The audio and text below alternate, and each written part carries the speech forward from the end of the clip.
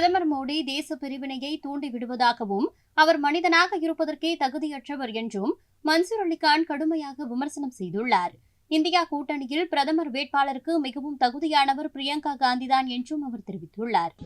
அப்புறம் தேர்தலை நடத்தணும். இந்த தேர்தல் அவர் தலைமையில நியாயமா நடக்காது. இது இன்னொன்னு, இப்ப கொரோனா எப்படி கொண்டு வந்தாங்க, அதுக்கப்புறம் பூஸ்டர் ஊசி, ஹார்லிக்ஸ் ஊசி, போஸ்டர் ஊசின்னு ஒன்னொன்னா கொண்டாந்தாங்கல்ல, அந்த மாதிரி முதல்ல என்ன வந்துச்சு, முதல்ல இவிஎம் மெஷின், அப்புறம் விவி பேடு, அதுக்கப்புறம் இன்னொன்னு என்ன கண்ட்ரோலிங் யூனிட், அதை ஒரு 10 மீட்டர் வயரை வச்சுக்கிட்டு இந்த எலி பிடிக்கிற மாதிரி ஒரு ஆதிகிற உட்காந்துருப்பார். அவர் அமுக்குவாரு, அங்க பீன்னு சவுண்ட் வரும், அவர் அமுக்குவாரு.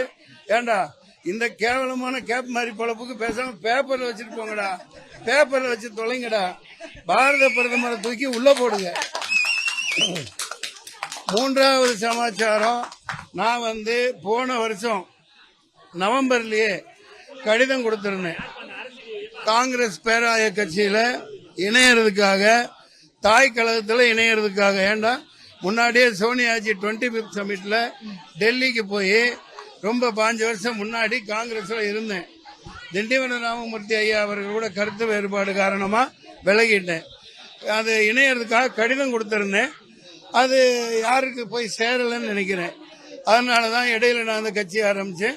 ஒரு தேர்தலை கஷ்டப்பட்டு என் கை காசை போட்டு மிகவும் போராடி களத்தில் இருந்து அநேகமா ஜெயிச்சுட்டு வந்திருக்கேன்.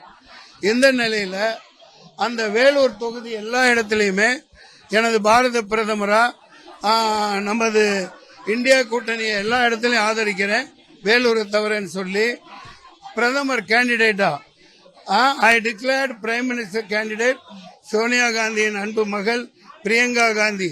அந்த பிரியங்கா காந்தி என்ற மகராசிக்கு பிரதமருக்கான முகராசி இருக்கு, அவங்க தான் பிரதமர் ஆவாங்க அல்லது ராகுல் காந்தி ஆவார்னு என்னுடைய ஆசையையும் என்னுடைய உறுதியான நிலைப்பாட்டையும் தெரியப்படுத்தியிருந்தேன். செய்திகளை உள்ளது உள்ளபடி தெரிந்து கொள்ள ரெஃப்ளெக்ட் நியூஸை சப்ஸ்கிரைப் பண்ணுங்க.